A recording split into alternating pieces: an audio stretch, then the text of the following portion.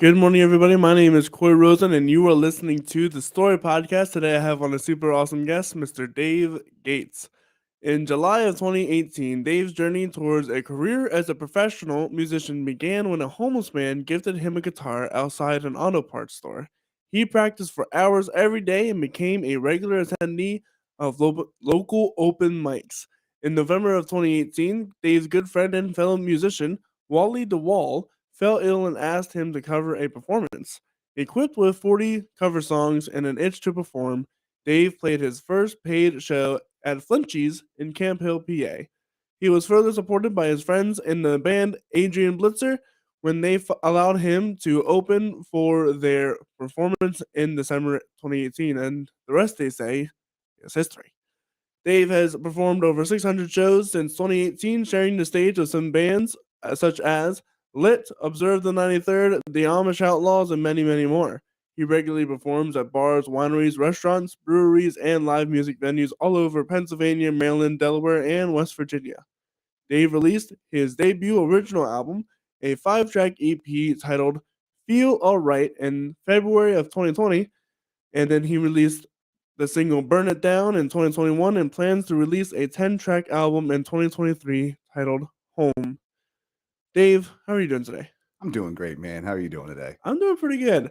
So, you said that your musical journey started when you got a guitar from a homeless man. Is that where your love for music started, or like performance wise, or? No. So I way prior to that, I was involved in choruses and all the choir programs. I went to Susquehanna High School in Duncannon, and they had like a traveling singers group called West Side Singers. Like we went to Hawaii in 2001 Oh to wow! to perform down there at like Brigham Young University. And so I guess I mean I was always involved in chorus and kind of singing. Singing was my first love, you know. Mm. But yeah, I mean the music bug bit me early. I was and I've been all over the map on my music tastes, like from all the different phases of my life. But but yeah, I mean, I've always had like a love more of the way that music moves people, or how a noise or a sound or vibration can kind of inspire um, people to feel an emotion, which Mm. is crazy to me. It's very weird that a vibration can make people feel something. Yeah, So it's we had a whole conversation with a music therapist, and she said music is the only thing that lights up all of our brain at once. okay, well that makes total sense. Yeah, Yeah. it makes total sense. It catches all parts of our brain, which is crazy to me that that's the only thing that can do it. Yeah, man. Yeah, definitely. So you started in chorus. Do you go anywhere from there? I'm surely not. So not really. I mean, it was my journey's been a very weird one to end up where I'm at right now. It didn't make sense when I was doing all the things, but it makes sense why I'm here now. And like now that I'm here, I can look back and go, oh, well, that was for this and that was for that. Hmm. Because I mean, after I got to high school and kids aren't nice sometimes. So there were some kids that would poke fun at me for being in choir and singing and stuff, and I let it get the best of me. For a while, I thought that singing was like I don't know, Not cool. not cool. It Yeah. wasn't, yeah, it wasn't cool anymore. So I pretty much didn't sing until I got maybe 18, 19 years old. So like from high school till then. And then I started like getting involved in karaoke, right? Hmm. And I was like, I'd love going out and doing karaoke with my friend Tim. And he kind of guided me through some of this as well. I used to mow his lawn for guitar lessons when I was like 13. Well, between 10 and 12. And and I'd mow his lawn once a week, and then he'd give me like a 30-minute guitar lesson. And that, once again, whenever I fell off of singing, I just gave like I was like, okay, I don't want to play the guitar either. Like guitar Hmm. playing, I mean, it was cool, but I wasn't good at it. So I was like, it's not cool when you're bad at guitar, Right. Yeah, like that it's not doesn't cool. carry Yeah. over. So I just gave all that up. But then whenever we started doing karaoke, I realized how much I loved to sing still, Mm. and I loved kind of performing and entertaining a crowd, and I love the whole thing of it. And so I just did karaoke, and then I decided to become a DJ. So I started DJing, and that was right around the time I turned 21. And I just stopped doing DJ work in like 2016. So that was a long period of my life, and I wasn't a good DJ. I wasn't confident. I didn't have any kind of stage presence, or I was scared to talk on the microphone, which is horrible. Yeah, that's not very good for It's not DJ. good. It's not good. Yeah. So I would go to a wedding and I'd play music the whole time and do pretty much nothing else. And I'm like, this is Not even the introductions. oh, I would do Okay, I was introductions, about but to I'd be say. shaking, like shaking the paper, right? So at a certain point I was like, man, like I'm not a good DJ, and I didn't feel good like charging people, let's put it that way, to do what I was doing. Even though people were paying me, I didn't feel good taking the money. Mm, It was weird. I was like, I don't feel fulfilled. I Uh, don't deserve this. I don't Yeah, deserve right. this. Yeah, yeah, yeah. I'm like, you guys could have somebody way better. So I was landscaping all throughout that time too. So I never just DJ. DJ was like a side thing. Right. And so 2016 or so, I decided I was going to quit smoking cigarettes, right? And that had been something I'd done for a long time, and it's only pertinent to the story now, looking back. But So say that's a segue and a half. it's very weird. Yeah, yeah. So I quit smoking cigarettes, and whenever I quit smoking cigarettes, I was like, all right, well, that let me know I could do anything, Mm, right? Like that it was such a life-changing moment because I'm like, "Oh, if I could do that, like, this is where everything changes." So then I was also, like, 240 pounds at the time, and I started working out, and then once I got that down, like, wow, I was down a little bit of weight, and I'm like, I've always wanted to try stand-up comedy. For a right, guy that right, can't right. talk on a microphone to a crowd, I was like, I don't know at the time. It still doesn't make sense to me now. I mean, I love stand-up comedy, but I had one good set and then like 6 months of bombings.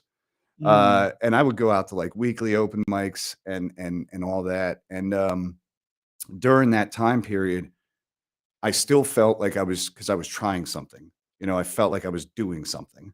And it felt once again, like I could do anything. And I didn't realize at the time the whole reason I think I did stand-up comedy now is to get over my stage fright, to learn how to talk to people. It's very easy to talk to people whenever you've done like 6 minutes in like a nightclub in Baltimore, 6 minute stand-up set and not gotten one laugh or one acknowledgement from the crowd for 6 minutes.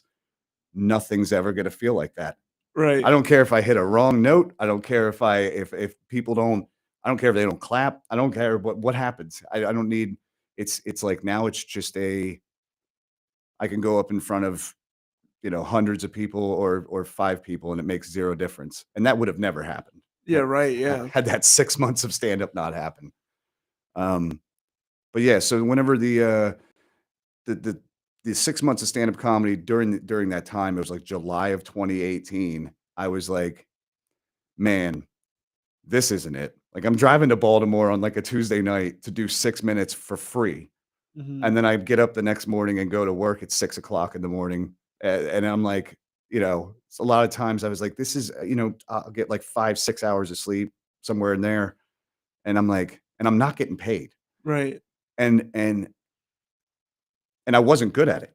I mean, I not by my standards, and I'm sure if you stick with it, it develops, but I kind of was looking for I was like, "All right, if this isn't it, like, it's gotta be something else." And I went to get stuff for an oil change on my car, and I was walking out of the Advanced Auto Parts store in Enola, Pennsylvania, and this homeless guy walked up to me. Well, he said, "Yo, Sublime," like 4 times, and I'm like, "I don't even" I'm like, "Is he talking to me?" And I was like, "Oh, I have a Sublime T-shirt on." I'm like, "Oh, yeah. What's up?" So he walks over and he's got a backpack on, he's got, like, a pit bull, and he's got this guitar in his hand, right? You don't know what the heck's happening. No, I'm like, all right, man. I don't know what. And he's It's three of the most random things you could ever have. right. And he's a large black guy, and he has dreads, right? And he's got a cross tattooed in the center of his forehead. Oh wow. Mm-hmm. So That's a little strange. yeah. Talk about divine intervention, right? Right. So he says to me, he's like, hey man, listen, it's a lot. What I'm doing is a lot. I got the dog, I got my stuff, I got this guitar. He's like, and I'm thinking, yeah, like, what can I do, man? And he's like, well, can you take the guitar? He's like, it's just a lot to carry around. And I'm like, what? Like, and I thought about it for a second. I'm like, man, I'm not going to just take your guitar. Like, I'll give you $10 for it. And I figured even if I just throw the guitar away, it's all beat up, like Right. nylon strings. The headstock has been snapped off and glued back on, right? All right.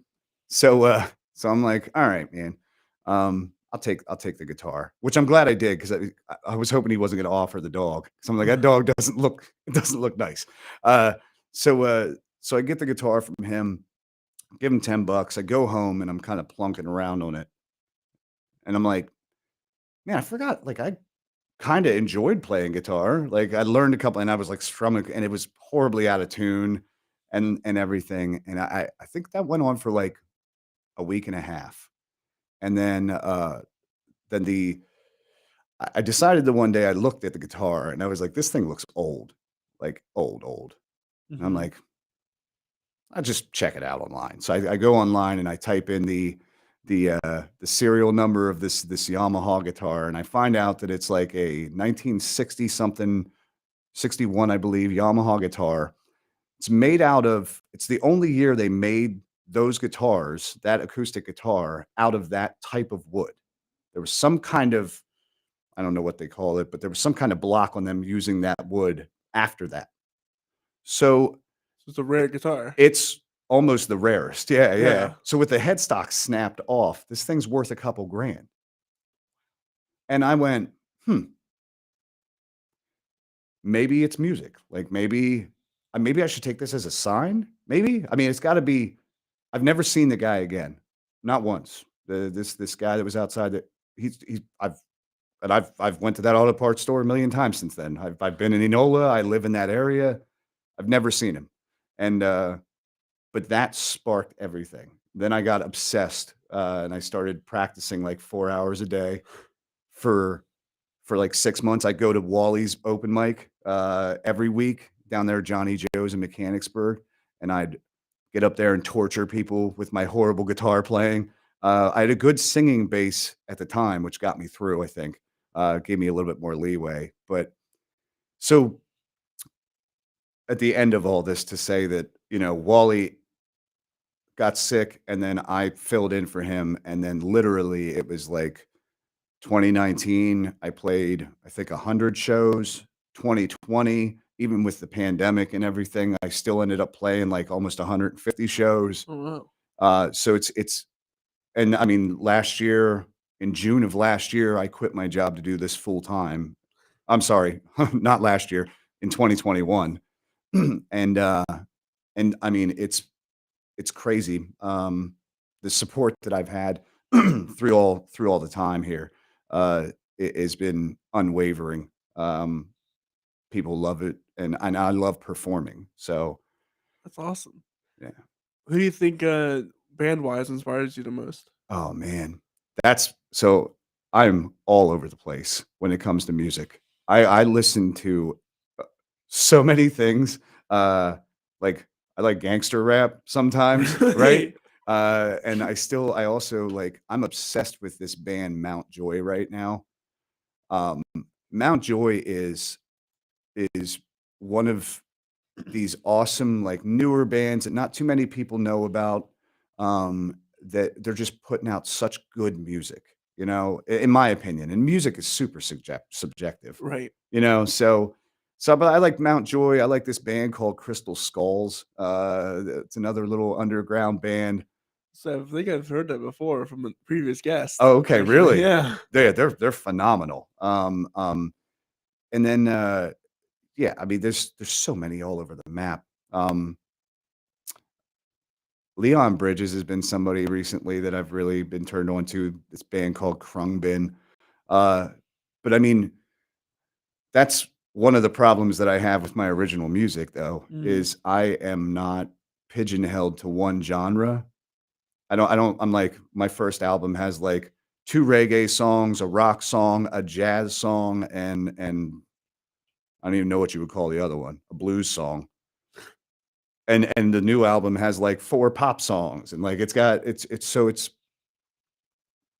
it it's nice for me to have that flexibility, but it's not great for marketing sometimes, you know? right. Why are you all over the place, do you think? I think it's because I think part of it has to do with the different, like we were talking about earlier, about the different emotions that music can invoke, you Mm, know? There's a specific spot in my life for heavy metal, right. and it's at the gym, or it's, whenever I'm angry, heavy metal fits right in that slot. It's like the perfect slot for it. But, heavy metal isn't great for the drive home from the gig, or like the Or like Sunday morning drive or Sunday. yeah. Yeah, it just doesn't make sense. So but that's why I think I'm kinda all over the map, is I use music as a tool, as a function in my life to, yeah, kind of segue me into different areas, you know? And I think that you can't do that if you just listen to one genre of music. I Mm, don't think that that's achievable. If you just listen to today's country, uh, I don't know what kind of gamut of emotions you're going through, but I think most of them are probably gonna be a little sad, and then and yeah. then very happy, and I don't think that there's really much of it in between. No, not really. Yeah, so that's that, and being versatile and DJing all those years exposed me to so much different music Mm, that, now I have this catalog in my head, and I'm like, I can't, just I don't wanna be pigeonholed to certain things, you know? right. So what is the songwriting process for you? You came out with your first album, 2 years ago? 3 years ago now, I 3 years, guess. yeah, yeah. Yeah, what was it was that an acclamation of years, or was that just since you started in That 2018? was just since I started, yeah, yeah, and there was one song that I really wanted to put out, and then the rest of the album was just kind of, when I got in the studio, I had, like, 10 tracks, and I was like, 5 of these are worthy of recording. The other 5 are not done, you know? And those will be on the new album now, but the writing process for me was finding something that I felt.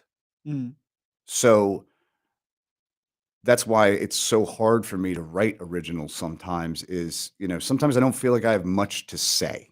You know what I mean? And if I don't have something to say, I'm not gonna I don't wanna waste people's time. You know what I mean? So the 5 tracks that ended up on the album, they were all wrote probably within 6 months of recording, and, the one that I was really, really wanted to get out was Not Ready. And mm, Not Ready was a track about me quitting smoking. That's all it was about, but it turned into something for so many people. Like, whenever I released it, people are like, "Wow, like, this means this to me. This means that to me." And that's when I realized, I was like, "Okay, yeah," like, I had recorded it and put it out by myself and with Kevin. Kevin Nelson's my, like, producer, and he does all my albums. And he was a mastermind with the way that he recorded this thing, because it enveloped all that emotion, and it's just me and my guitar in a room with a ribbon mic and a couple of, and that's it. And I mean, there's barely anything added to it. So that was the song I wanted to get out to everybody, and that's the one I think still to this day that has probably the most, like, raw emotion, mm, because I really felt like I was in these chains. I was just kind of constricted and held, and literally it just felt like the whole world changed for me whenever I was able to just finally kick it. And and it just it the empowerment that I felt from that came through, I think, in that song. So well, with that said, we actually have it lined up, so let's give it a listen. This is Not Ready by Dave Gates.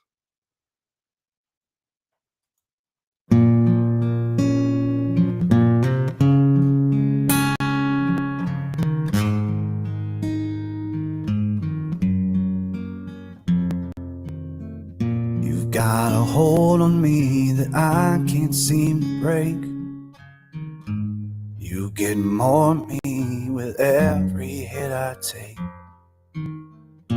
Thought I was done with you, but you came back around. Took the walls built and burned them to the ground. But I'm not ready to give in to you or let you control me the way that you do. I've seen what you offer, and it's always the same. 1 minute of pleasure for a lifetime of pain. This time I'm done with you. Yes, I'll go from ashes to being new.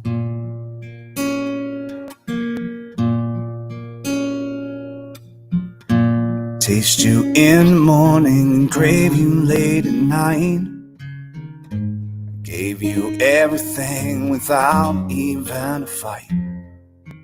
I snuff you out and then I take you in again. It's always me who ends up suffering in the end. 'Cause I'm not ready to give in to you or let you control me the way that you do. And I've seen what you offer, and it's always the same. 1 minute of pleasure for a lifetime of pain. And I'm so done with you. Yeah, this time I'll go from ashes to being new.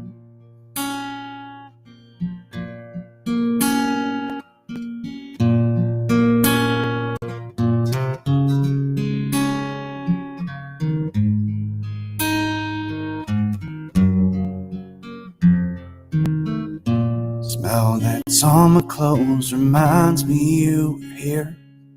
And in my darkest times you'll always reappear.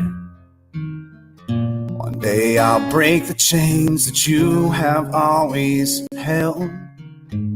I will light the match and send myself to hell. 'Cause I'm not ready to give in to you or let you control me the way that you do.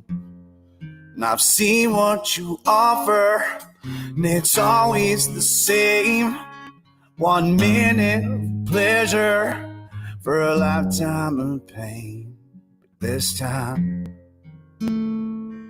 this time I'm done with you. Yes, I've gone from ashes to being new.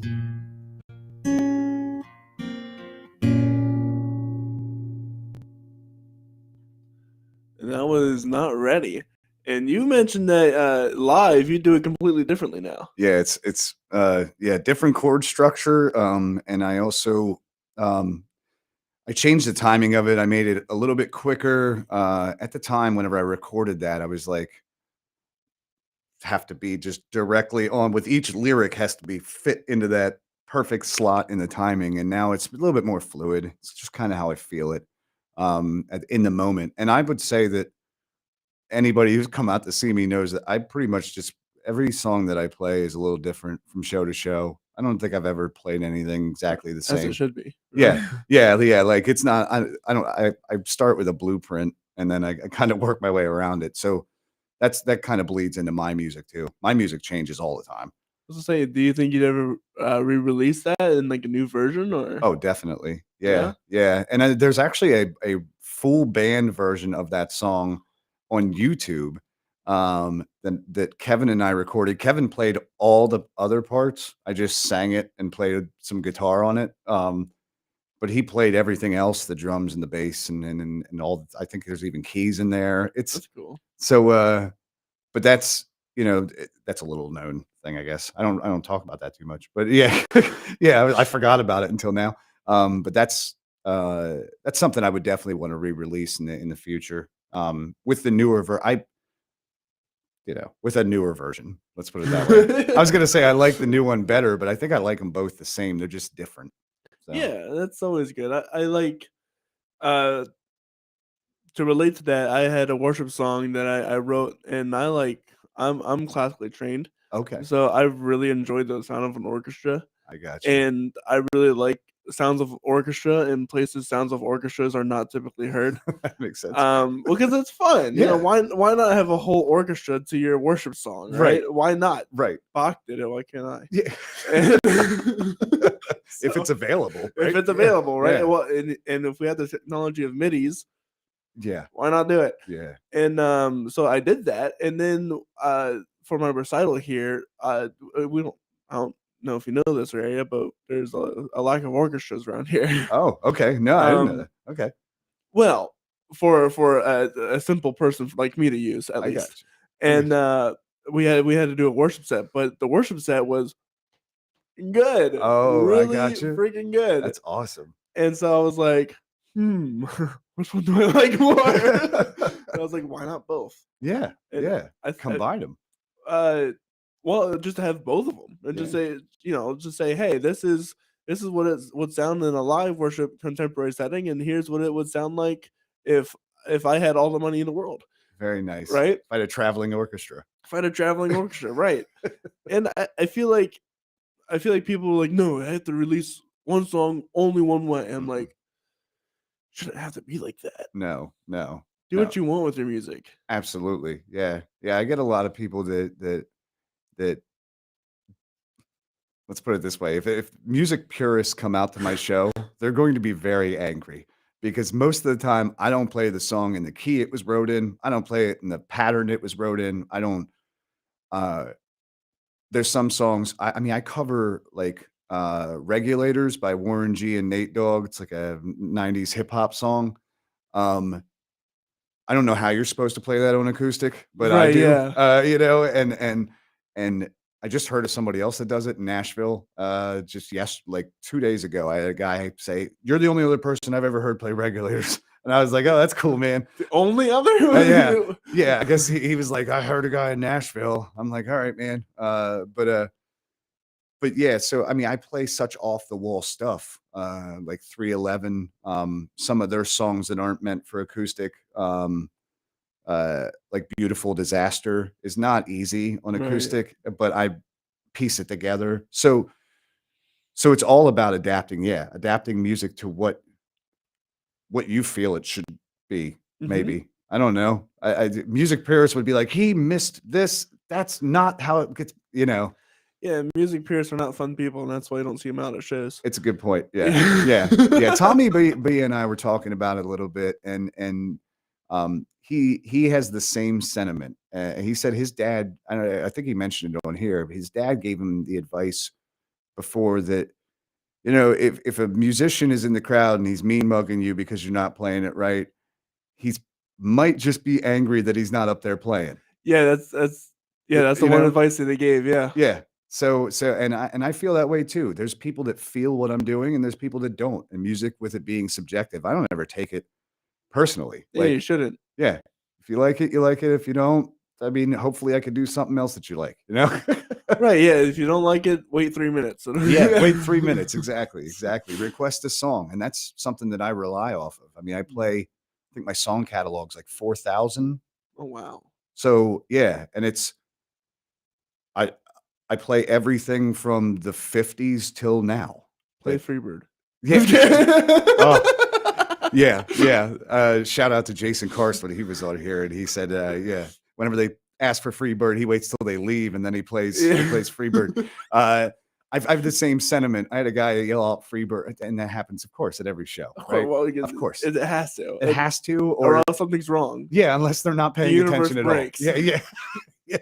Yeah. So, and I have an adapted way that I play Freebird that makes other people that hate Freebird like Freebird. That's awesome. So I reggae it up just a tad, you know.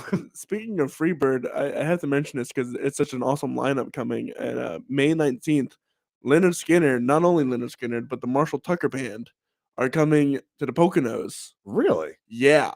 Wow. And our great friend, the Jessica Zimmerman Band. Yeah. The Jess Zimmerman Band. They're phenomenal. Are also playing that as well. Wow. So shout out to them and kudos to them for getting on that lineup. Her band is incredible. Oh, her band is incredible, and I think they have new stuff coming out this year. Yeah. And so stay tuned for them. Go check out the Just Zimmerman Band. They're incredible work. They just won a Josie Award for, I think, a songwriting. I can't remember exactly. I'm pretty sure it was like Song of the Year. Something like that. Yeah. So go check out what they're doing. But yeah, I just had to mention that Leonard Skinner and the Marshall Tucker Band are coming to Pennsylvania for one night.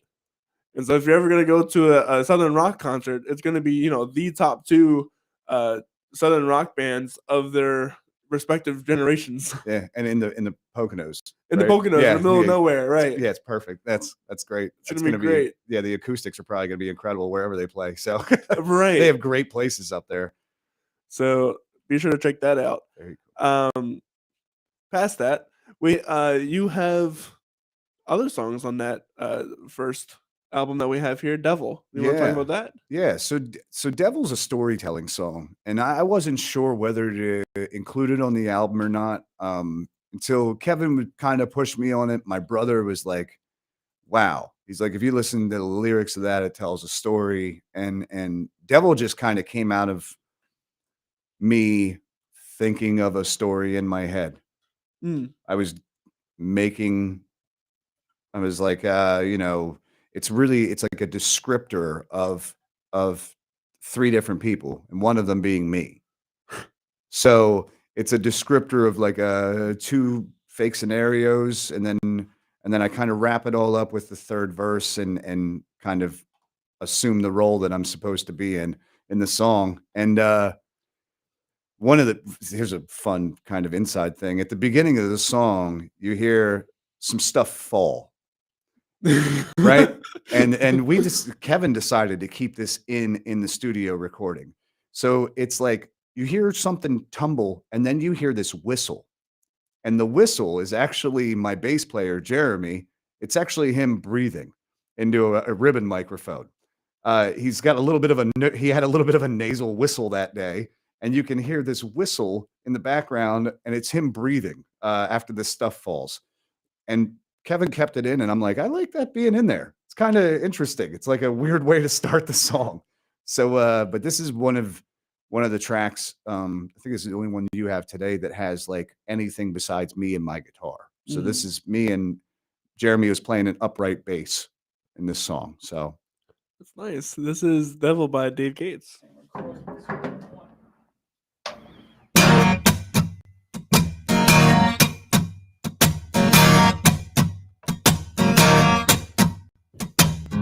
Let me tell you about this girl I know. Eyes are black as night, her skin is so cold. She's a devil. She just bought me a drink. She says that I can have whatever I like. Don't you even think about your wife. She's the devil. She's a holding you back. And if you leave with me, you'll never have to deal with that. Said that I like it just where I am. She said you're not meant to be a businessman, walking around every day in three-piece suits, but underneath it all, you're howling at the moon.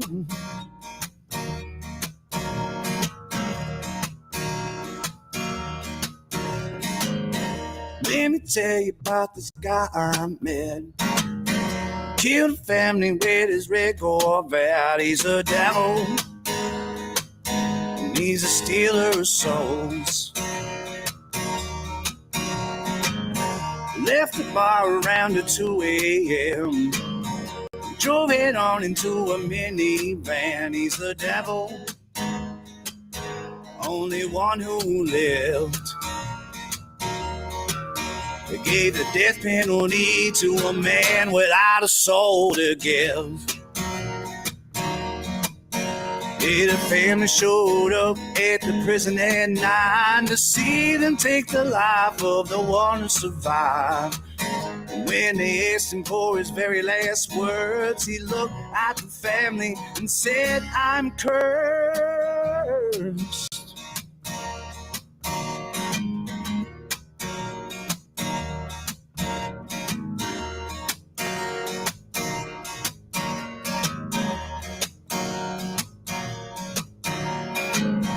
Play my last song and get off of the stage.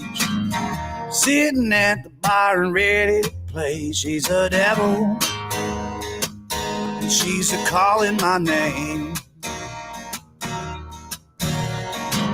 She says just have a seat and take a drink. Forget it all, don't even have to think. She's the devil, and she's making some sense. And the more that I listen, I know it's gonna be my end. I get too messed up on whiskey and wine. It leads to trouble almost every time. Tonight will be different. Just mark my words and watch how my Corvette handles these turns.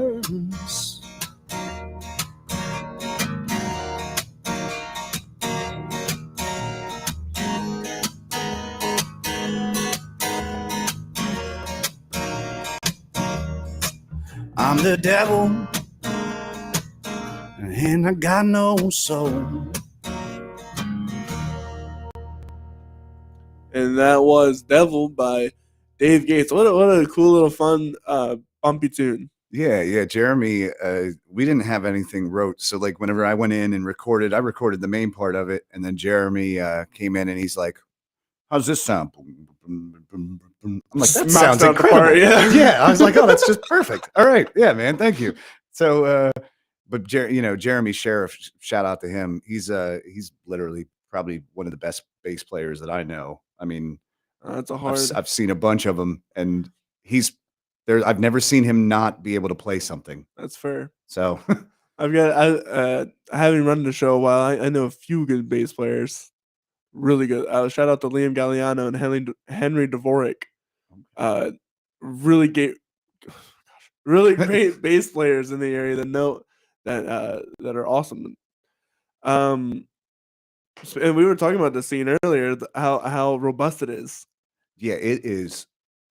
It's absolutely crazy. I was telling Corey that like, seeing names on the signs that I've never seen before whenever I'm at these venues, or like, just getting out there and people mentioning people that I haven't heard of. And I'm like, I'm immersed in the scene. And for 5 years, 5 years, 200 plus shows now. I'm at like a little bit over 600. Yeah. So, well, I meant per year. Oh, per year. Yeah. Like I think this year I dialed it back just a tad this year because last year was crazy. I was doing like 4 shows throughout the week and then like 2 on Saturday, 1 on Sunday. And I did that for 4 months straight, 3.5 months straight. Wow. Yeah. I was just like destroyed my voice. I had like nodules. I'm like, oh, okay, this is not how it's supposed to go. No. But the fact that you're able to do that. That's the crazy thing about the scene is if you're not even if you're good, if you're dedicated. Yeah. If you're persistent.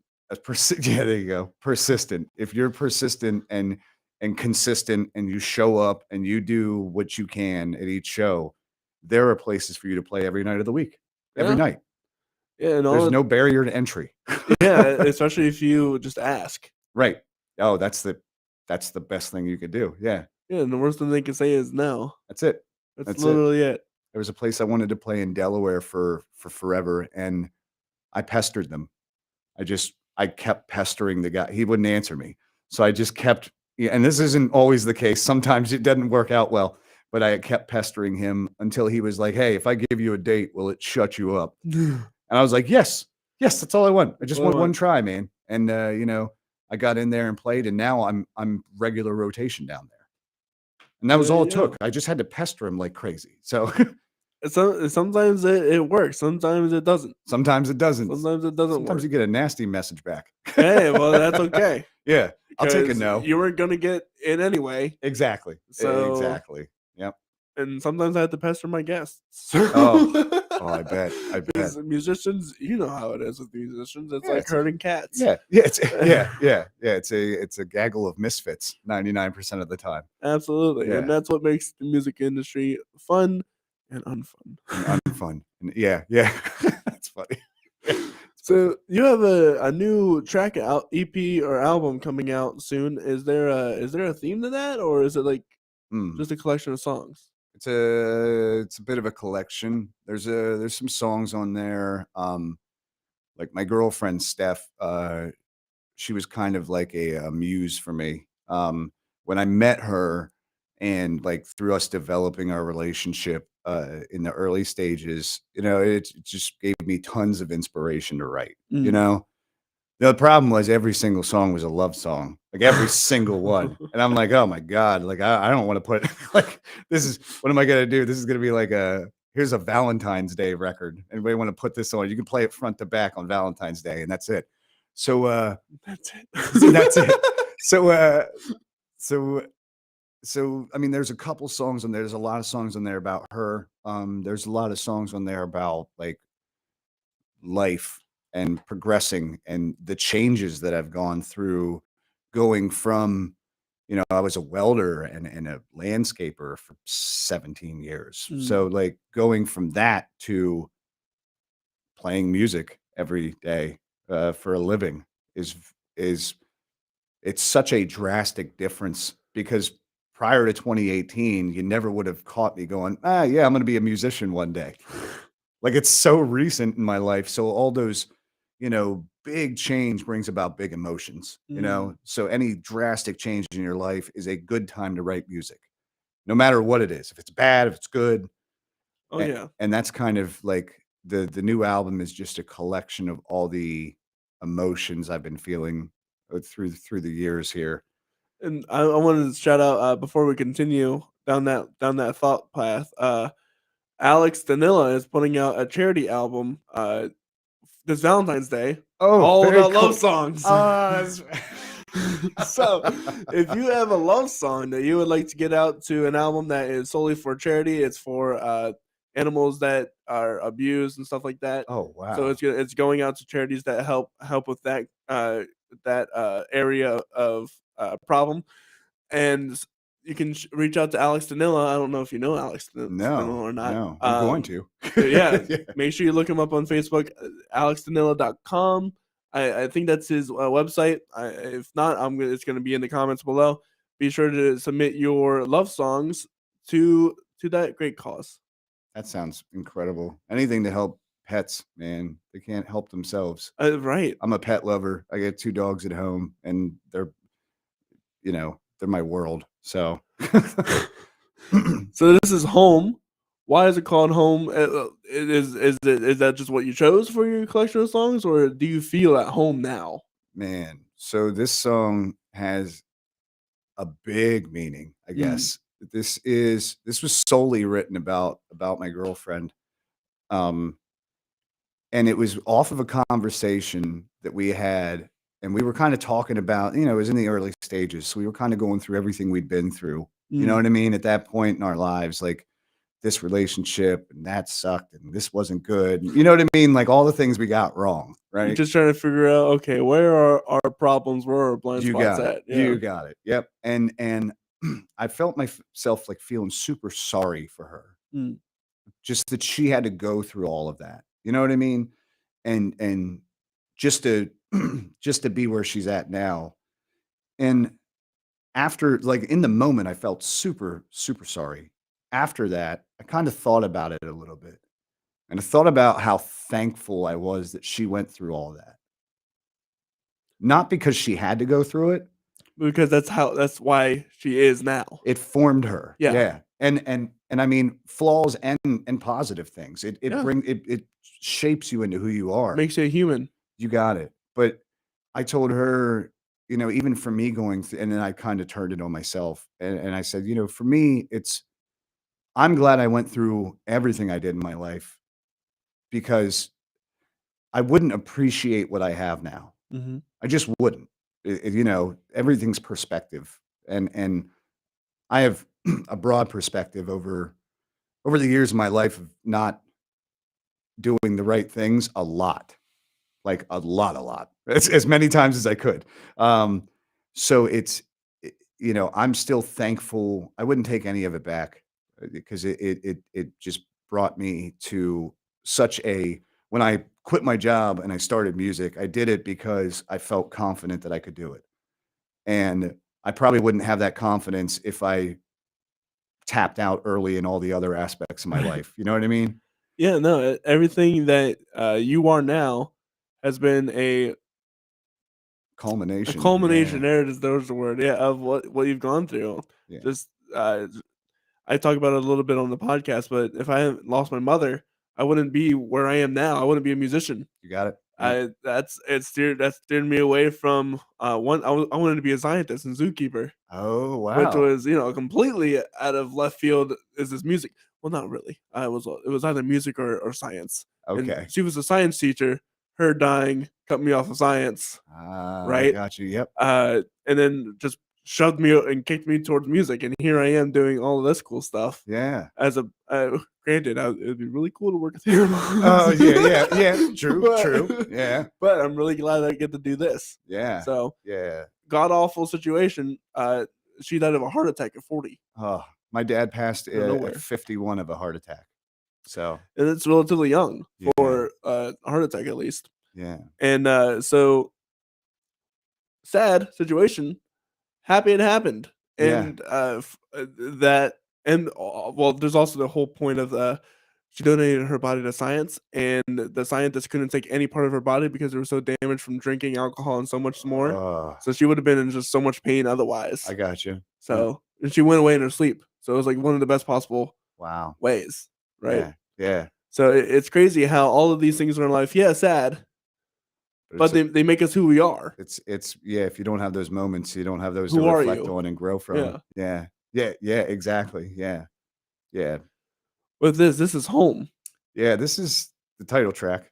And Yeah. this is a debut here listening of the track, isn't it? Yeah. I haven't. I just got the master of it the other day, like last week, from Kevin, and we don't have the album out yet, but this is the first listen, I think, of the title track anywhere. And there's actually, I just wanted to bring a little bit of attention. The last line of the song starts out with, you know, how don't you know that you're so pretty?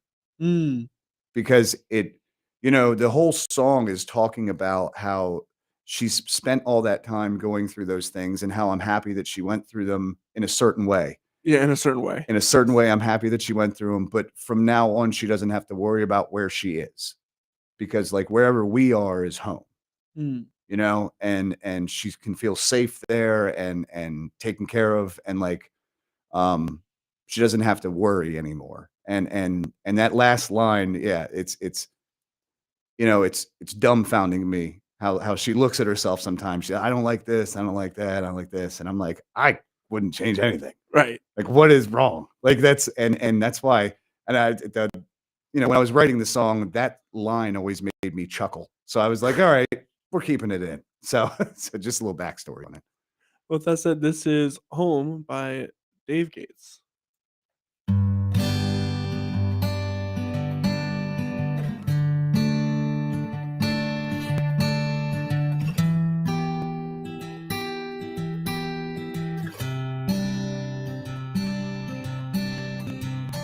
Hey, baby, how'd you get so pretty? You moved out of that city to find a place that you could call your home. Did you say goodbye to all your friends and hit the road alone? Just making amends for all the wrongs you were doing to your soul. Did you get lost on the back road? And did you find a place to hide? Did you get lost in the sorrow? Did you suffer through the nights? My arms are meant to hold you, and you'll never be alone. 'Cause in my arms, baby, you always have a home.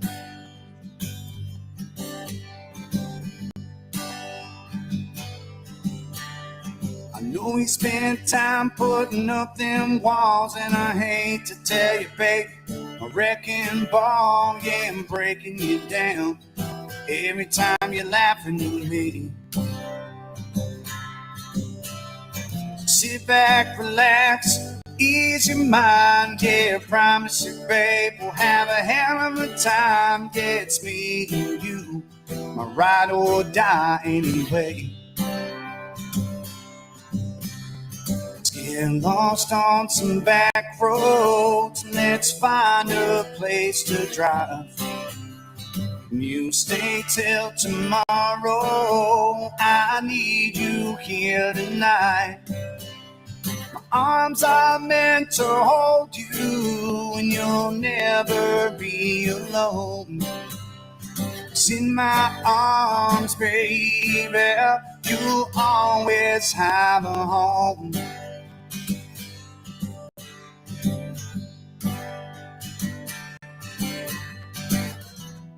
Knew from the moment I saw your face, you were my saving angel, my amazing grace.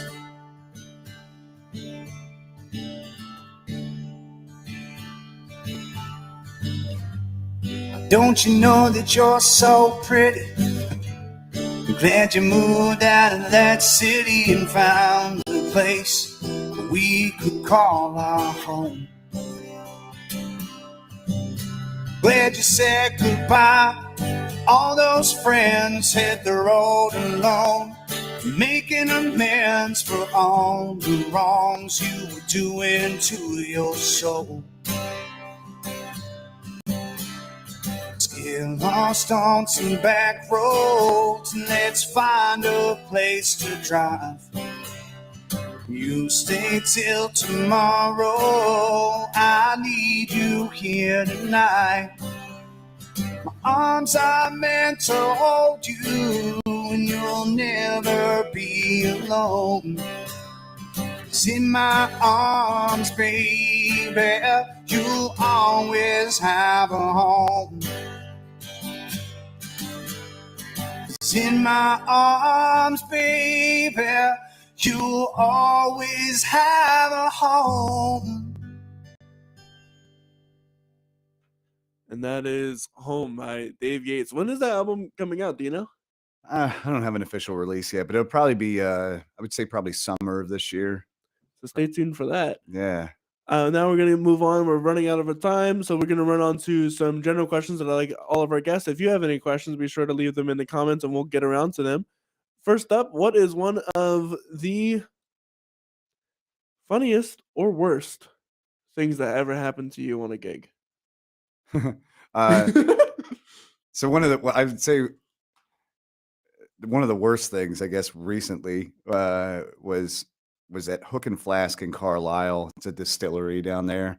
I was playing there in December, and they have their stage is about 3 feet wide or so. It's a galley stage, so it's really long, but it's very narrow, and the crowd sits right underneath you, basically on either side. And I record all my sets, so I have a little camera set up in the corner that just kind of checks everything out. And I didn't notice it at the time, but as I was playing throughout the 3-hour show, I don't normally take too many breaks, maybe one, if that. And I didn't notice it, but I was moving my microphone stand closer and closer to the edge of the stage as I was singing. Oh no! I kept like bumping it with my beak, right? Just a bunch of times, and there was a table sitting right in the front row, and I'm in the middle of playing a song, and I bump it, and the mic stand and Just goes. everything goes off the stage. Oh no! I mean, I'm playing guitar, so I can't even grab it. So it just goes, and I'm watching this lady's face in the front row, and it's coming right at her. It hits the table, spills water all over everybody, and I'm still playing because I try not to. I'm like, I don't care what happens. I just want to keep the music going. So I'm still playing, and the guy that's sitting at the table gets up and puts my mic stand back on the stage and like back up in front of me, and I just keep playing the song while they're kind of cleaning up the mayhem that I just unleashed on that front table. And I was like, there's no way these people are ever going to come back to one of my shows, but they were actually at Hook and Flask this week whenever I played there last weekend. So they came back, but that's probably one of the worst things that's ever happened to me is I watched the fear in her eyes. Yeah, right. I mean, and I was And it so probably worried. happened in slow motion too. Yeah. Yeah. And I'm like, from 8 feet, can an SM-58 knock somebody Yeah. out? I'm like, I'm pretty sure it can. I think it's at velocity it's gonna take her out. But it just missed her. So yeah. I mean, God, that's so funny. that was Awful in the situation, Yeah. but really funny to look back on. Yeah, and I have the video of it, so I'm gonna release that at some. I have it clipped out at my house. I just haven't released it yet, but I have the video of that, and you could see it like time lapse, just working its way to the front, and then all of a That's sudden so it just dumps funny. off the stage. So You should make it that time lapse of it just slowly going, and then at the moment slow it down. oh and- yeah, yeah, and just see everything fly. Yeah, it's incredible. So, but that's probably the worst thing, man. If I was gonna say, Oh, that's so funny. and funny, yeah, Yeah. Well, Yeah. because that stuff happens all the time. You just don't realize it, and it's like a Charlie Chaplin short right there. right, yeah, 100%, yeah. That's awesome. So, what is one of the best pieces of advice anyone's ever given you in regards to music Hmm. or life in general? Whatever. Yeah, I mean, just to do it, Mm. I guess would be literally it doesn't matter. Like Andy Smith, when I was going to those open mics at the beginning, Andy Smith, and Wally and Colt Wilbur and all those guys were very instrumental in keeping me going because I would get up there and I mean, my voice was okay. My guitar playing was terrible. And I would torture these people. And they're like, all right, man, like it's, they saw something that I didn't see at the time. And they just said, keep going, keep doing it, keep going, push it, and literally that's helped me in like a million different ways because inaction it's the complete opposite of what you want to do. Yes. If you're not doing anything with your life, it's probably not a good life to live. You're not, you can feel fulfilled, but you have to start moving in that direction. And this is like in a literal sense, even like getting up out of bed or taking a shower or Yeah. like literally doing the bare minimum for yourself Yes. is way better than doing absolutely zero things. Yeah, you start your day with a win. That's that lieutenant commander that said, do it. Like get up, make your bed. Yeah. Make your bed.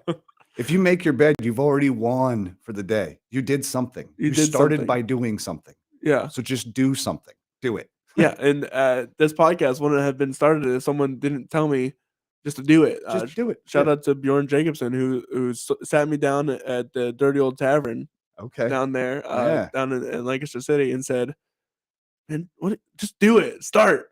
That's awesome. And I Great did. advice. Yeah. Yeah. Just start and work out because you can come up with so many reasons of why not to. 100%. And this could be better or this could be better. It doesn't matter. Start.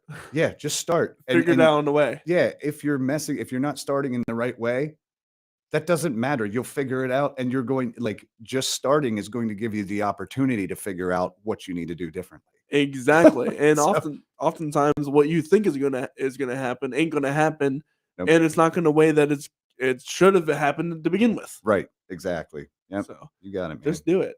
Yeah. One last thing. What is one of your most memorable lessons that you've learned? Hmm. Um, just to be super thankful, right? Mm, Be grateful, be thankful for what I do have. It's easy to get angry if you're, you know, you could find, yeah, like you said, you could find a million reasons to not do something. You could find a million reasons to get angry every yes. day. Like I could feel slighted by this venue because they won't answer. I could feel, you know, Someone didn't like my post, someone huh? didn't like my post. Yeah, Right. yeah, this didn't get enough likes. I didn't get nominated for this or I For didn't want, that, yeah, you know right. what I mean? Like I could get all burned out on that stuff, but at the end of the day, I get to make noise for a living. That's all I do. That's all I do. That's it. I just make noise, and then Paid people to go, make "Wow, noise. that's nice noise." Uh, Wow, that's a nice noise, yeah, yeah. nice noise. Or they go, "Oh, I hate that noise." Either way, I get to do that. And so that helps me. That's a lesson I learned over time to help me in all aspects of my life, but especially with music, is like it's you can be your mindset really dictates your entire life Yeah, it does. because I go through the same situations that other musicians do, and we can have two completely different reactions, and it really changes the trajectory of what you're doing. Yeah. So yeah, I mean, that's something that was a very hard lesson for me to learn because I always thought that I had it really bad and that life was terrible, and then my life got terrible, Mm, and then I was like, oh, okay. Yeah, no. Whenever I was complaining, but that wasn't this. That wasn't 6 minutes of silence on a stand-up stage in Baltimore. You right, know, yeah. I've never that wasn't bad. That'd be terrifying. Yeah, it's just terrible. Yeah, knowing the people reject you. Like, I'm like, yeah, not funny. Okay, great. Awesome. You guys confirmed it for me. Yeah. Yeah, great. But but that's, and then just to use that to be grateful for the moments that aren't that. You know what I Mhm. mean? And that's most of my life now. So I think that that's probably the biggest thing. That's the biggest lesson I've ever learned is just to be thankful and grateful for what I have. And, I'll add on to that, don't let things like you said, don't let things, drag you down. You can mess up a song, Mm. just don't worry about it because first off, those people probably didn't realize that. No. You're the biggest critic of yourself in that room, and, if you focus on that mistake, you're gonna make a lot more. Oh, yeah. Yeah. You'll just continually make mistakes. And Yeah. it'll get progressively worse and worse and worse. And Yeah. the best answer to "Oh, great job tonight" is "Thank you." Thank you. Don't ever say anything else. Yep. Don't let them make Don't say, "Oh, I did this wrong." Did that. I made that mistake plenty of So times, did I. Yeah. and I won't do it again because it's lost me people that thought I did a really good job, and now they're Right. like, "Oh, well, he said he did this." Yeah. Just say thank you. That's all you have to do. Thank you. Yeah. Thanks for being here. Thanks for being here. Thanks Yep. for being here. I appreciate your time. Yeah. And you can check me out at this website. Where can people find you at? Very cool. So my website's davegates.org. All my tour dates and original music and my cover song list. So the songs that I play are listed on there as well. There's like 2,000 that are on that website. So that way there are people at my shows, I'll direct them to my website for request ideas. Mm. And then they could just have that. And then I have little pen and paper so they can write it down. And I let the audience dictate the show. So davegates.org for the website. D Gates for life on Instagram and Dave Gates Music on everything else. YouTube channel, everything's Dave Gates Music. So What are some upcoming shows that you have in the area? this weekend I'm playing Friday. I'm at the Circle Club in Carlisle. That's a members only club. Sorry if you're not a member, but if you are, I'll see you there. And then Saturday I'm playing at Beninas Creek Winery. That's in Klingerstown, PA. That's their Valentine's event. So they have a lot of things going on there. And then Sunday I'll be at the Core Theater at Jack's Hard Cider in Gettysburg for Gettysburg Rocks. I'll be opening up the show Sunday afternoon at noon with like a 50-minute music set in the one of the coolest theaters in the area there in Gettysburg. So And they can catch that right before the Super Bowl. right before this, you got enough time to see me and like 4 other acts, and it all benefits pediatric cancer Oh research. wow! So all the musicians donate their time. There's like a ton of venues. So it's an incredible event, and I play it year after year, and I couldn't support them more. So that's more important than the Super Bowl. Yeah. arguably. You still have time. You can fit the Super Bowl into it. So That's awesome. You can check us out. Well, this is the Story Podcast. My name is Corey Rosen. You can find out more about me and the stuff that I do at CoreyRosenProductions.com. That's CORYROSEN Productions.com. You find out more about me, the work I'm doing currently, the work I've done in the past, the guests that I'm having on, that I've had on, all is there. And we have some new merchandise from we had our first 50 guest merchandise, and now we have moved on to our 51 through 100 guests. that's So awesome, man. some great names like Daryl Davis, Plunder, and Lightning. I wish I had all of these memorized. I do not, but there are some really great names on there. So if you were on the show and you were in that timeline, you get that merchandise, wear it proudly, I'd appreciate it.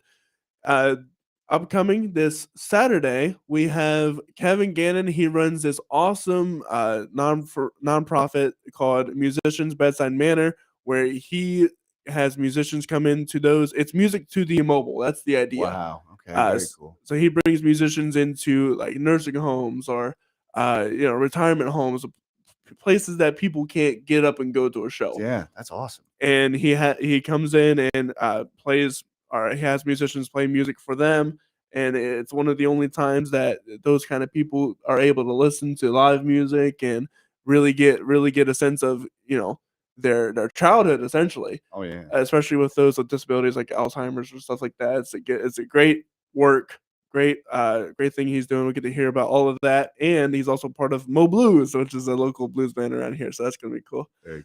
And then Sunday we got country artist Cody Ross Smith. He's got a lot of cool stuff going on, and we're gonna hear about all of that Sunday. So be sure to tune in for that right before the Super Bowl, and right after your stuff as well. I love it, man. I love it. All right. With all that said, I hope you guys have a wonderful rest of your day, and we will see you guys later. Bye.